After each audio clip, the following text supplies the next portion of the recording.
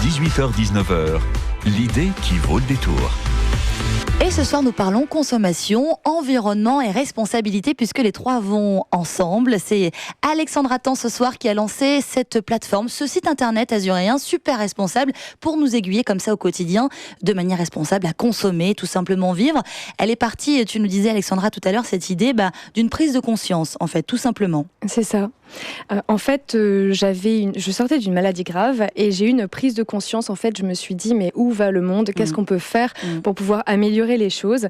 Et donc, déjà que j'étais affaiblie, j'avais vraiment plus foi en l'humanité, quoi. Mais mon mot d'ordre, ça a été de me dire qu'un jour, j'ai gagné ma vie sur Terre contre des milliards de spermatozoïdes et que je devais en être digne. Ouais. Donc j'ai réfléchi énormément à ce que je pouvais faire en commençant par enquêter sur les actes qu'on pouvait mettre en place au quotidien pour améliorer notre façon de vivre et surtout vivre en adéquation avec nos valeurs.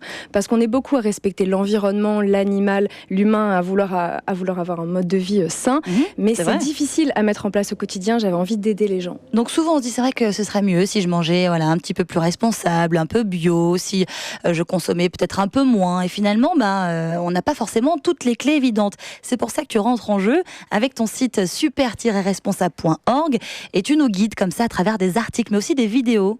C'est ça. Donc j'ai lancé ma chaîne YouTube également en novembre et donc Super Responsable, ça a commencé en septembre. J'ai trouvé une petite équipe de bénévoles engagés comme moi. On fait des articles, des illustrations et des vidéos sur ce sujet qu'on partage sur les réseaux sociaux. Alors tu as fait, j'imagine, des petites enquêtes parce que je vois par exemple comment boire son eau. Est-ce que c'est mieux de l'acheter en bouteille ? Est-ce que c'est mieux de la consommer au robinet ?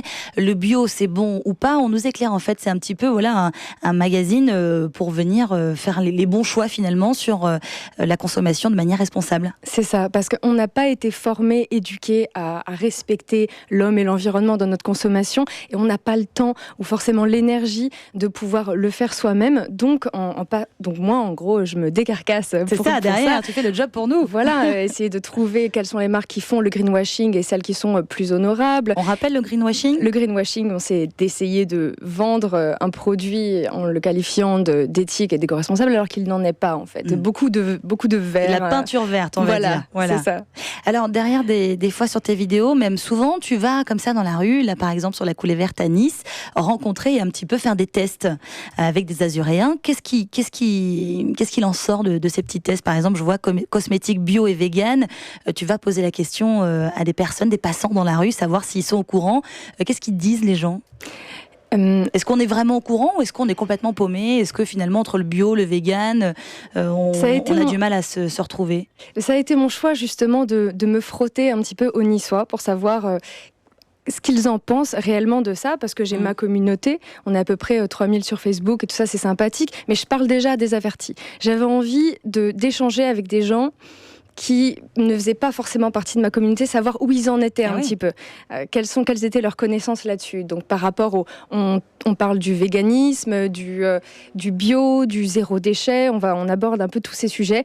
Et majoritairement, je trouve que les gens s'impliquent peu à peu, ils se posent des questions. Il y a quand même une prise de conscience. Oui, il y a une prise de conscience, ça c'est sûr. Aujourd'hui en France, il y a une réelle volonté de consommer responsable, mais on constate vraiment que les gens manquent d'outils, manquent d'informations. Ça fonctionne énormément par les publicités aussi, vous savez. Et ça, c'est un milieu qui manque peu...